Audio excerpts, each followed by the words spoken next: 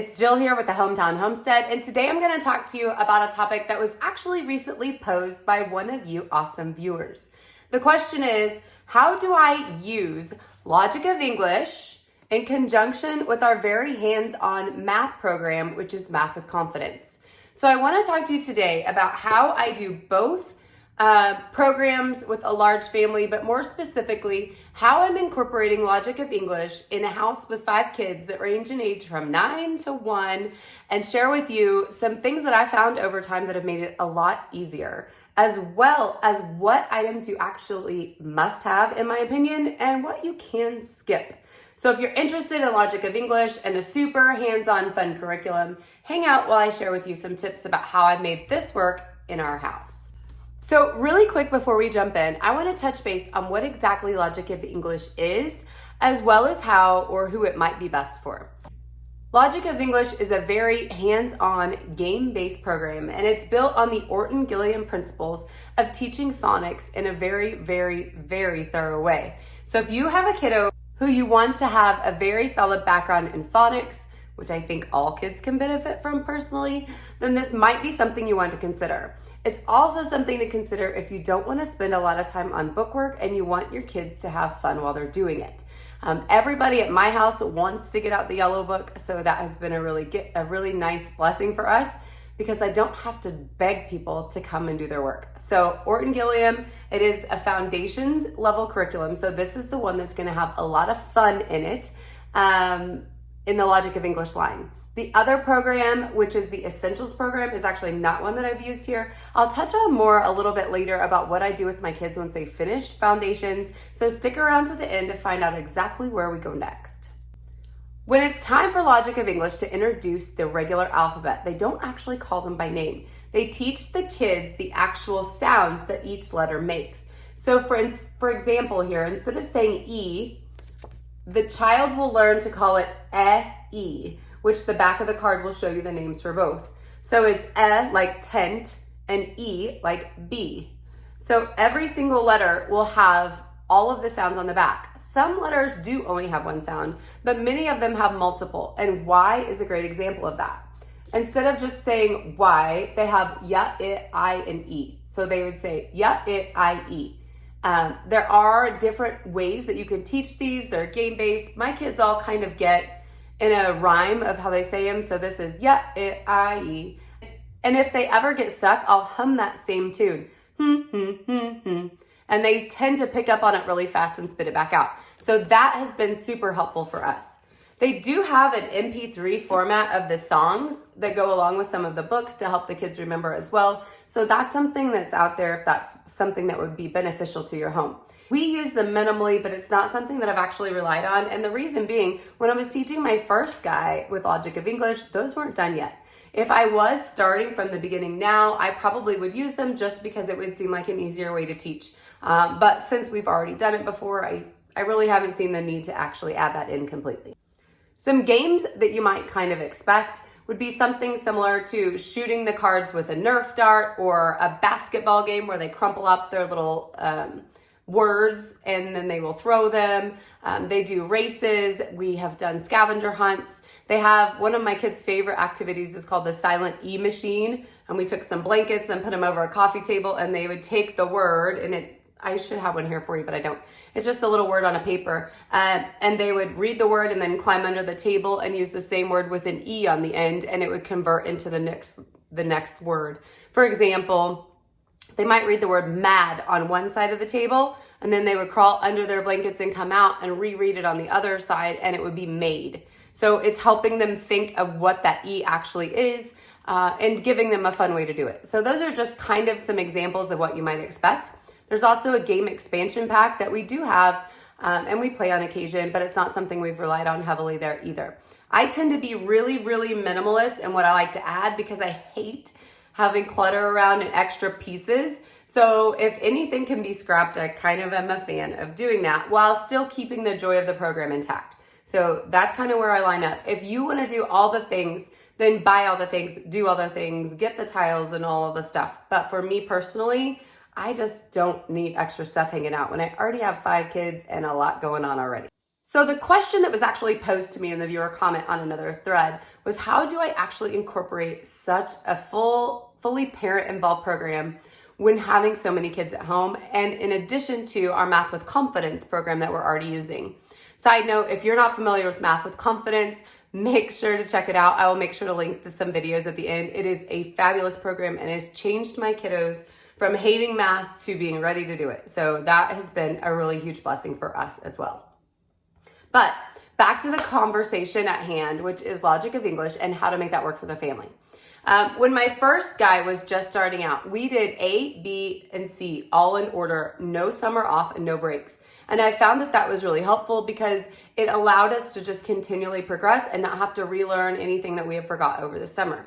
We rolled straight into D at the time as well. But what happened was we had a family emergency come up with one of my other kiddos that took me completely off of my game as far as sitting down and teaching logic of English. So my mom stepped in, as well as some aunts and other grandparents, and they all started just reading with my son 20 minutes a day out of books that he picked out from the library. We made sure to pick out age-appropriate readers and things that were on his level, and then we partner read with him, or they did, while I was busy handling a crisis in another state, actually. So they partner read with him while I was busy taking care of sibling. And it worked out really, really well. We were able to notice through that time, where it took several months for us to get back in our normal flow, that he picked up and took off really, really well. And he was decoding words that were well above his level. And we really just noticed that we didn't feel the need to go back and finish our level D book. Now, what you will learn in A through C is every single sound that's out there, as well as the majority of the spelling rules. There are still more to come down the road on the spelling front, but as far as reading and actually grasping what he was doing, he had exceeded where I thought he would be at that point, and really just blossomed by spending that time in the readers that he was picking for himself. That leads me to my biggest tip to make this work, which is that I focus on one kid with logic of English at a time. My first son completed A through C, and then we took a break before it was time to jump in with my second son for A through C as well. We are currently in C with him right now, and just recently we walked up to the library and he found a book that he really wanted to read about bull riding. When he did this, I said, no, bud, let's just hold for a little bit. We're almost done. We're going to start this over the summer and get you into the readers, but for now I want you to finish your book. And he was like, no, Mom, I really want this book. And so I thought, what am I doing? Why in the world would I do that? So I said, okay, Creed, grab the book, let's go. He walked home from the library reading the book. He followed me around the house reading the book for days and was really, really into it and doing a great job. And it was surprising to him how well he was actually doing. So for that purpose, I thought, if we pause C for a while, it's okay. Follow the child. My kid's going to take off on this book right now. I want him to do that. I don't want to hold him back by saying, no, you're not ready, or it's not your turn, or we're not at that place. So we went ahead and we've taken off with that book right now. We probably will come back and finish the remaining phonograms that are left in C, but that's just because I want him to have that solid foundation. In the fall of this year, it is little sister's turn, and I will admit she's been begging me for quite a while, and she already knows the majority of the sounds because she's grown up with older brothers who have constantly been walking around the house identifying letters by all their sounds. So she will have a vast leap forward on what they had when they actually started, because that's how she's grown up learning to identify. Another super cool area where Logic of English excels for me is that they give little tips over on the sidebar for the parents to read that give you directions on how to correct mispronunciations. So my daughter has a couple sounds that aren't perfected yet. And when we go through A with her, we'll be focusing more on we will focus more on her letter formation and how she's actually enunciating those words than the names themselves, since she already has that step up on learning them all from her brothers. I will be incorporating those MP3s around the house just a little bit over the summer so that can kind of get in her head, but she's really going to have a leap forward just based off of what she's already picked up from the brothers. Once she finishes A through C, I'll jump forward to sister number 2 and then again to sister number 3. So there will be 5 kids in our house that have went through Logic of English, and it will take quite some time to get there, but it will be a really, really good format for all of them. So far, we don't have anyone struggling with reading, but even so, just knowing that they're getting that solid phonics back is a really, really big deal for me because I want them to be able to read without hesitation and to be able to encode and decode words that are very, very hard down the road so that they don't plateau out, which is what a lot of kids do when they get to the stage where their sight words have run out. So I'm using this program in hopes to prevent that from coming down the road. Now, a couple of tips on managing the program with all of everything going on. Firstly, I would say set a timer. We use our oven timer all the time. 20 minutes of this or 15 minutes of that or whatever's going on, set a timer. The reason that I do that is because I do have a lot of other little kiddos running around and there are things that I need to do. So I will spend 15 or 20 minutes uninterrupted time with one of the kids while the others play, and then we'll switch off and move forward throughout the day like that. If we don't get finished with the whole lesson, which you probably won't in Logic of English, I just put my phonogram card right in place in the book, and that's where we pick up the next time. The book itself is broken down into sections, so you can write on your handwriting one day, you can do the spelling work another day. Just go one section at a time until you get through what you actually need to get done. Another awesome thing that we've been able to do is to split up things like their flashcard practice. Sometimes I'll do that during the lesson, but if we have something going on that's going to pull us away, or I think this child might need more practice later, I'll pull him out when Dad's home and let him be involved in the kids shooting the right one with a Nerf gun or hitting it with a ball or running through them himself. Now, I will say this isn't a program that's super easy to use when the person helping isn't familiar with all of the letter sounds. So that's something I've actually had to teach a couple different people just in helping, that they need to look at the back of the card so they know the accurate sounds as well. This also comes in handy with older siblings who've already been through the program because my older son can help out anything that's going on and he can always jump in to be the right answer if Dad doesn't quite know it at the time. So that is another added blessing of a big family using the same program throughout. You can also take the kiddos outside and do a lot of this work while they're riding bikes around the driveway or with sidewalk chalk. We've done spelling with sidewalk chalk. We have done the actual letter recognition with sidewalk chalk. I've had them practice their handwriting with sidewalk chalk because I actually am not a fan of them picking up a pencil too early. I want to wait until their fine motor skills have picked up and advanced to a level that's developmentally appropriate and they can get a good motor control. And I've noticed as a result that my kids have really good handwriting because I haven't pressed them to use those writing tools before they were ready. That's part of the reason that I do wait to kindergarten or even a little after if I can get away with it to start the programs themselves. Now, my kids at 7 aren't really super fluent readers, but my kids at 9 are blowing away anybody that they come around. So this isn't a race. This is just trying to get them the best foundation that I can possibly give them. And for me, it's worked out super well. Now, as for the extras, I definitely do not recommend anybody skip the flashcards. You need these. If you make them yourself, they're going to be more flimsy and they're not going to have all the pronunciations on the back. So this isn't as simple as just picking up some alphabet cards.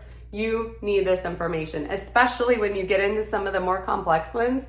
It's like you need the words. Like it is definitely helpful. So I use those. We also use the readers because they're a part of the lesson and you're going to have questions that go along with them. I love their dry erase board, and this one actually has not been cleaned from the last time we used it completely. But I like this dry erase board. It has the solid blue line for the baseline, so they know where their bottom goes when they're writing, and it has a larger size on the opposite side. It's a super strong board. This thing has lasted through 4, almost 5 years of being used in my house, and it doesn't have any marks or problems. I cannot say the same for multiple other boards that I bought for other reasons, but this thing has made it through it all. I would recommend this every single day. Dry erase markers, I love. Actually, I do have a preference. I like these Bic intensities. They seem to work really well, and the point's not so fine that you can't really see it. So we like those. Another tip is how to organize all the stuff. I like these photo organizer cases, and I have a larger case that these slide down in. These are really nice when you're not actually using the sounds. But when you get your cards to begin with, go through the book and put them in order that they are introduced, not in alphabetical order. But you will be able to see when you're going through the lessons how easy it is to just pull out the next card on top. And once you have them out and you're using them, I actually just keep them, like I said before, in my book as my bookmark so I can find my place every single day. And I've kept up to like 10 cards in my book, and I haven't had any problems with the binding or anything of the sort. So that's worked super well for us. Once they get the cards, once they master specific cards, I'll put them back in another case and slide them back in my pouch so I don't pull them out except for a random time where we would be doing a review. For the most part, we only keep out the cards that we're focusing on, and then we have another container for what's coming next with those, again, in order that you will be introducing them in the book. Another thing that we've used are the game cards. You'll use them quite a bit, so I would make sure to go ahead and get the game cards. I would get the book face and either the manuscript or the cursive. That's totally up to you. The actual teacher's manuals have the details for both the cursive and the manuscript included, so it's really easy just to grab a different workbook, which you can actually get in digital or in the printed versions. We do not like the tiles. I have the tiles. I don't want the tiles. It's something else to get lost everywhere and for pieces to be missing all the time. I did put magnets on them and I tried to put them on a board. There was a time when I wanted to have everything, and now I just don't. I don't like the tiles. Same with the Doodling Dragons and Knitting Nights. For us, like I said, they're great, they're cute, but we read them a few times and that was it. It's totally up to you on what you want to do. The earlier versions of the textbooks didn't have them incorporated as heavily as they are in later versions. So if you have a textbook and it says, make sure to read X page of Doodling Dragons or Knitting Nights, and you don't have it, don't worry about it. It's not going to change the success or failure of your program if you don't actually have those books. Now, like I said, they are cute, but it's just not something that I find completely necessary if you're wanting to utilize the program and trying to minimize what you're buying. This brings me to next steps. What are we doing after A through C is done at our house and we've launched a reader into reading their own books? Well, I actually initially bought the Essentials program. I had all of the books, all of the workbooks, two of most of the workbooks, and I planned to take 2 years off and then to run my boys through it at the same time. That was going to be my way of maximizing time and getting it accomplished. And I had seen somebody say that they did that over in the user group on Facebook, which I thought was actually a pretty solid idea. But once I looked at the material and really had a thorough understanding of the style, I realized it's super different than what we were used to in foundations. It's not game-based, and while it is a great, really thorough base of knowledge and information, we just like light, we like fun. We are not super interested in sitting down and plowing through material and bookwork and that sort of thing at this point at our house. So I sold my Essentials set, and we decided we were just gonna stick with our regular curriculum that we use for everything else, which is actually Gather Round. And we're using the units that actually have the Seatwork journals with them. The Seatwork journals focus on spelling. They have more grammar principles and that sort of thing added, and it gives them more handwriting practice. And then in the actual curriculums themselves, there is an option for them to have a writing project in every single unit. So we're meeting our grammar and language arts needs through our Gather Round program without doing something that is as set in its way as the Essentials program or many of the other English programs out there on the market. I like my house and our education style to be like gentle walk instead of a push or dragging kids along. I want them to just gently learn things as they go, and that's what I feel like we've been able to do with the Foundations program as well as Math with Confidence. So when it was time for me to look at something a little more strict, I just decided that the Gather Round approach really, really suited our family super well. Now, as for reading, once A through C is completed, I have my kids read 15 to 20 minutes every single day, depending on their age and where they're at, and then up to 30 for my older at this point. With my son that's just starting to read on his own, that's in C, I'm partner reading with him. So he'll read a sentence and I'll read a sentence. Or he'll read a paragraph and I'll read a paragraph, just depending on what his needs are for that day. Because when they're first taking off to read, they're growing that muscle. And just like growing any other muscle in the body, they need a little bit of exertion and then a break, so they aren't kind of just seeing it as drudgery. So in the beginning, we even traded off word for word. And my mom actually gave me that idea. And at first I thought she was just like At first, I was kind of skeptical because I'd never heard about it before, but she taught school for 30 years and she knows what she's doing. So when she sat down with my son and was trading word for word, and I could see that he was liking the pace and really getting through words more confidently because he knew he wasn't going to have to be focusing on the next one, I decided to really implement that for us. With adding in the partnership reading, it's been a really nice way to gradually take them from word to sentence to paragraph to page, while we're moving through and growing their ability to read through an entire chapter and then an entire book all on their own. So to recap what we have done, set a timer, minimal extras as far as the extra add-on things that you can get, one child at a time from A to C before we start over and the next. Now I know this isn't doable for everybody, but if you spend 15 to 20 minutes a day really just focusing in on one child with reading, it really will make a huge difference. If you have the time to do more kids at once, all the power to you. Thankfully, mine are 2 years apart, so this is working to just step them through the program and really make it gentle and easy for everyone. Adding what we've already been doing right now with our Logic of English, plus our Math with Confidence, and then the gather around makes for a very full school day for us, as well as tons of time out back playing and enjoying just being kids. So for our family, it's working super well. If you have any questions or tips about how you use either of the programs and how I could do it better around here, please leave it below. I'd love to help you out and I'd love for you to help me out. If you are not already a member of the Logic of English Family User Group, I would definitely make sure to find that on Facebook and join, because it really will help you to kind of see what other people are doing with the program and maybe be able to implement it easier in your own home.